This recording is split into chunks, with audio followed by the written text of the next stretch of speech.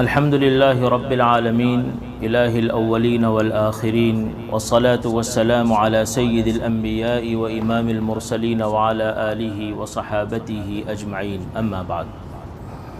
محترم بزرگوں، عزیز نوجوان بھائیوں، اللہ رب العزت کا بہت بڑا احسان ہے، کرم ہے کہ آج ہم رمضان المبارک کے مبارک مہینے میں داخل ہو چکے ہیں۔ پہلا روزہ ہے اور اللہ رب العزت کے مبارک گھر میں ہم قرآن کریم کی مبارک نسبت پر جمع ہیں۔ درس قرآن کی تفسیر کا باقاعدہ آغاز کریں، اس سے پہلے ایک بنیادی بات سمجھنے کی کوشش کرتے ہیں، چونکہ یہ سفر پورے مہینے چلنے والا ہے اور انشاءاللہ قرآن کریم سے ڈائریکٹ ہم سب فیض یاب ہوں گے۔ اس سے پہلے بنیاد کے طور پر ایک اہم بات سمجھنے کی کوشش کرتے ہیں۔ ایک سوال عام طور پر انسان کے ذہن میں یہ آتا ہے کہ اللہ رب العزت نے عبادت کو کیوں مشروع فرمایا ہے، اور ایک بڑا طبقہ وہ ہوتا ہے جو یہ سمجھتا ہے، یہ سوچتا ہے کہ یہ بندشیں ہیں۔ تھوڑی تھوڑی دیر میں اذان دی جاتی ہے، نماز کے لیے بلایا جاتا ہے، مال میں سے خرچ کرنے کے لیے کہا جاتا ہے، حج کے لیے اتنا دور بلایا جاتا ہے، رمضان کا مہینہ آ جاتا ہے اور صبح صادق سے لے کر غروب آفتاب تک پورا دن بھوکا پیاسا رکھنے کے لیے کہا جاتا ہے۔ یہ سب بندشیں ہیں۔ ایک بنیادی بات ہم سمجھتے ہیں کہ ہماری عبادتیں جو ہم کرتے ہیں، اللہ ہمیں جتنی توفیق دیتے ہیں، کیا اللہ رب العزت کو ان عبادتوں کی ضرورت ہے؟ اللہ رب العزت کا کوئی فائدہ ہے؟ یا ہم عبادت نہ کریں تو کیا اللہ رب العزت کا کوئی نقصان ہوتا ہے؟ اس کے لیے ہم ایک حدیث کا سہارا لیتے ہیں۔ امام احمد ابن حنبل رحمۃ اللہ علیہ نے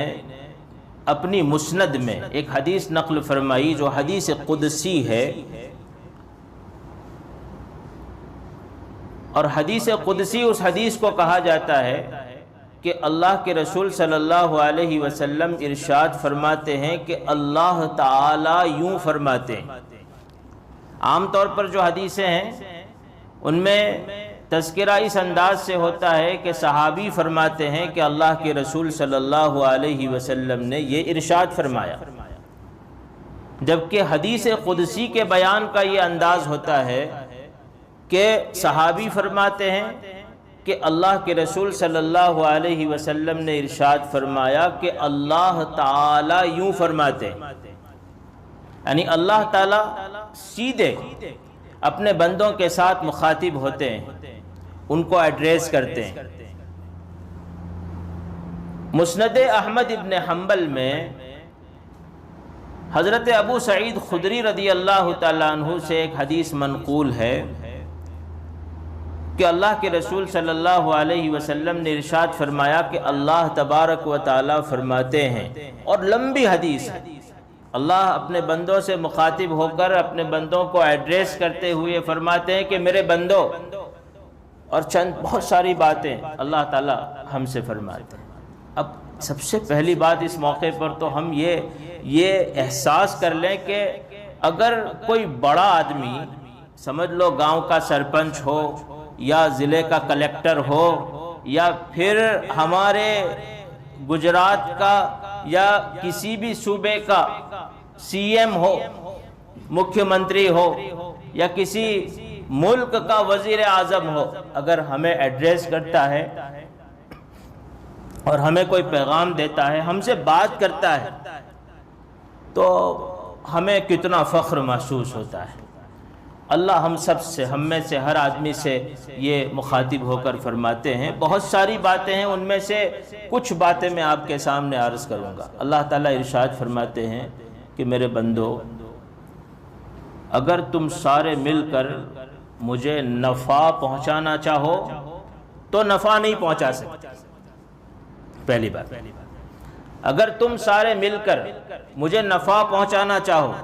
تو نفع نہیں پہنچا سکتے، اگر تم تمام مل کر مجھے نقصان پہنچانا چاہو تو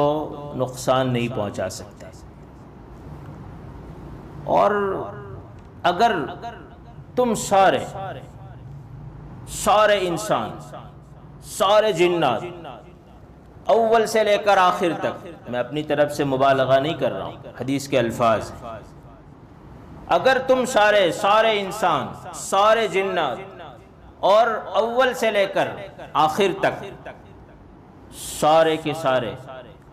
پہلے درجے کے متقی ہو جاؤ، پرہیزگار ہو جاؤ، دیندار بن جاؤ، عبادت گزار بن جاؤ، متقی بن جاؤ اور اللہ والے بن جاؤ، قطب بن جاؤ، ابدال بن جاؤ، تب بھی میری جو حکومت ہے، میری جو عزت ہے، میری جو طاقت ہے، میرا جو ایمپائر ہے، اس میں تم ذرہ برابر اضافہ نہیں کر سکتے۔ اور اگر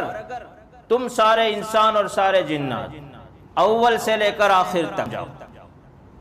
پہلے درجے کے گنہگار بن جاؤ، سب میرے خلاف علم بغاوت بلند کر لو، عبادت کرنا چھوڑ دو، گناہ کرنا شروع کر دو اور آخری درجے کے گنہگار بن جاؤ،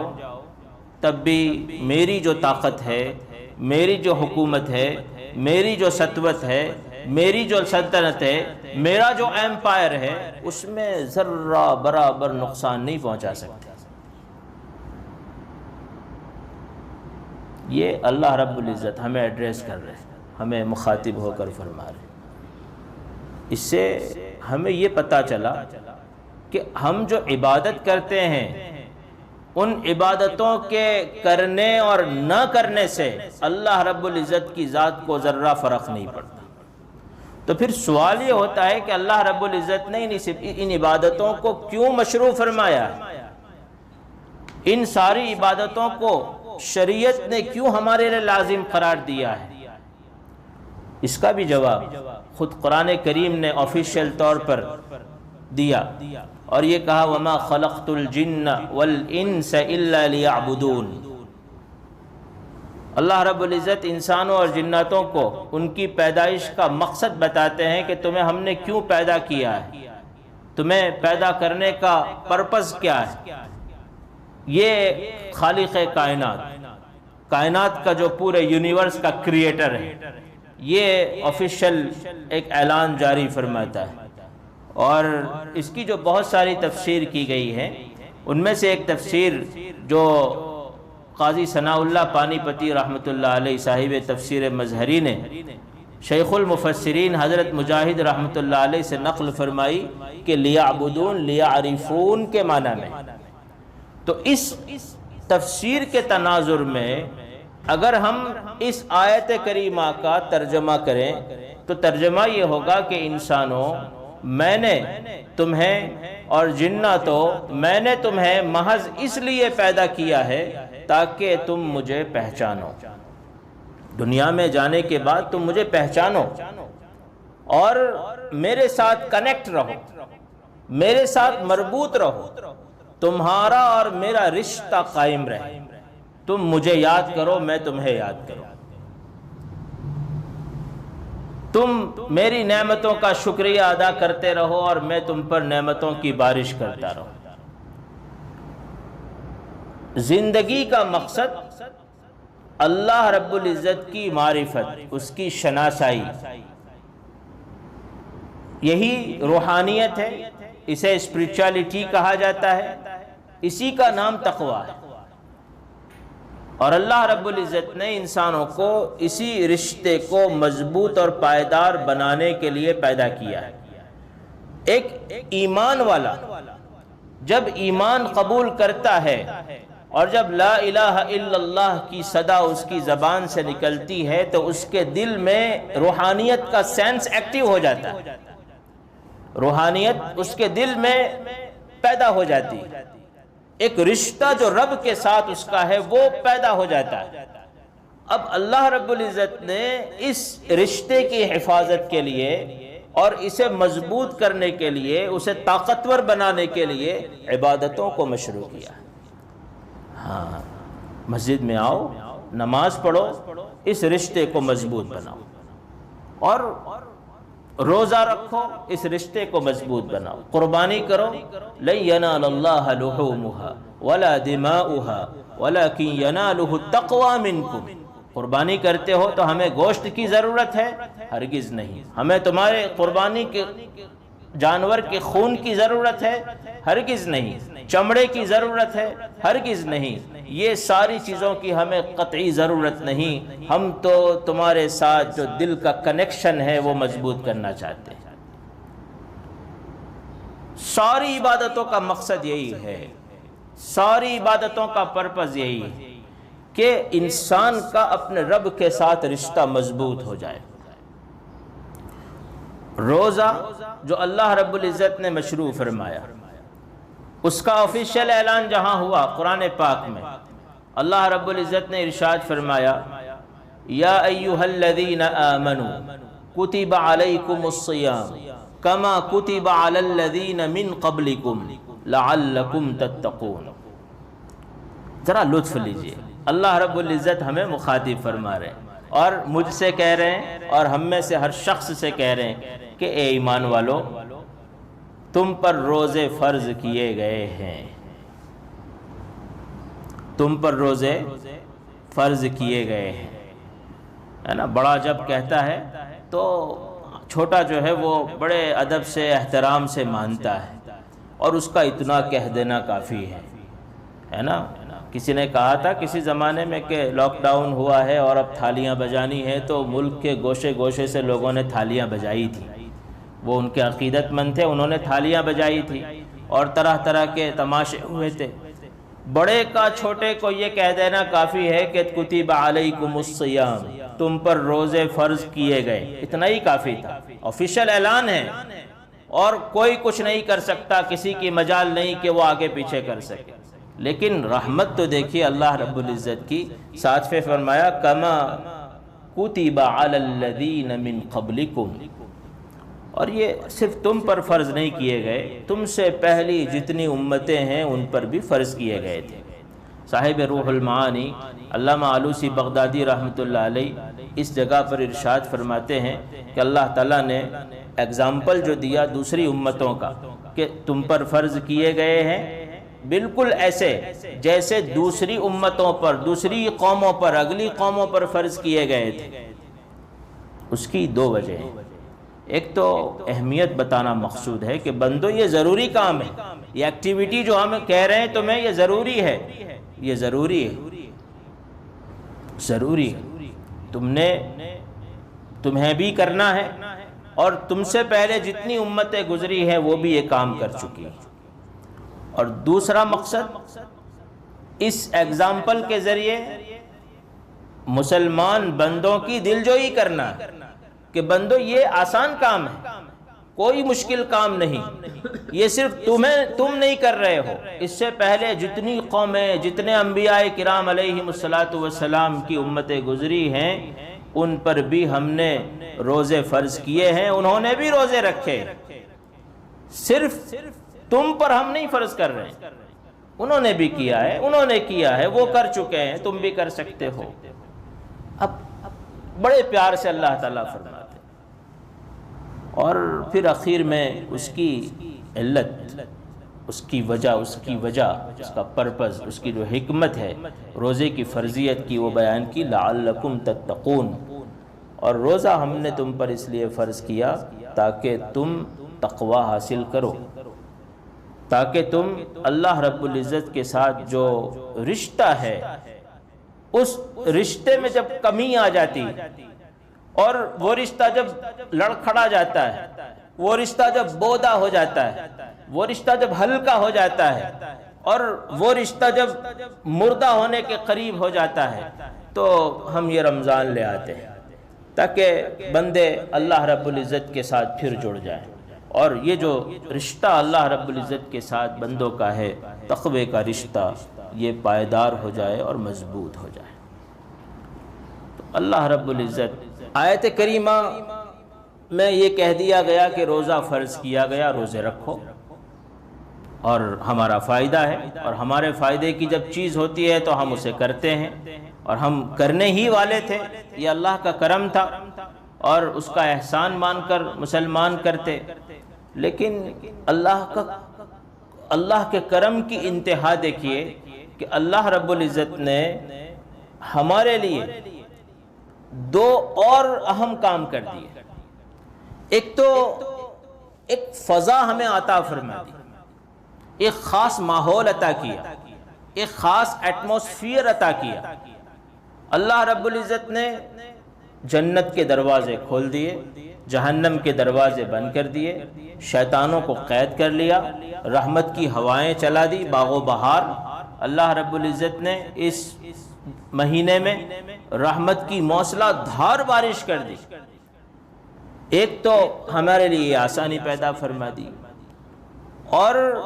دوسری آسانی اور دوسرا کرم یہ فرمایا کہ اللہ نے عبادتوں کا ریٹ کارڈ بڑھا دیا اور عبادتوں کے ثواب میں اضافہ کر دیا، اور اتنا اضافہ جس کا ہم تصور نہیں کر سکتے۔ یہ جو کہا گیا کہ ایک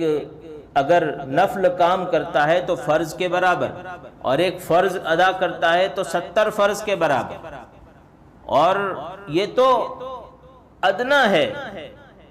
حالانکہ حدیث پاک میں جہاں اللہ کے رسول صلی اللہ علیہ وسلم نے ارشاد فرمایا کہ ایک نیکی کا ثواب 10 نیکی سے دیا جاتا ہے، اور اتنا ہی نہیں، جب نیکی جتنی پاورفل، جتنی طاقتور، جتنی اخلاص والی، جتنے اللہ کے ساتھ کنیکشن والی ہو، تو الی 700 ضعف، 700 گنا تک اس کا ثواب جاتا ہے، اور اللہ تعالیٰ اس کو نوازتے ہیں۔ تو یہ خاص ماحول عطا کر دیا، یہ بھی کرم ہوا اللہ کا،